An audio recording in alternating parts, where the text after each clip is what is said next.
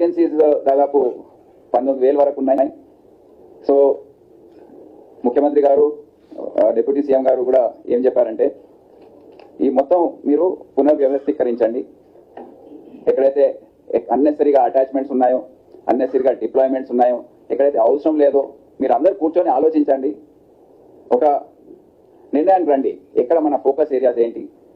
కొద్ది రోజుల ముందు రిట్రీట్ జరిగింది. దాంట్లో యువ అధికారులు వారి ఐడియాస్ కూడా తెలియజేశారు. మనకు ముందు వచ్చే రోజుల్లో ఏమేమి సమస్యలు వస్తున్నాయి, దాన్ని ఏ విధంగా ఎదుర్కోవాలి, ఏమేమి చేయాలనేది కూడా వారు చెప్పడం జరిగింది.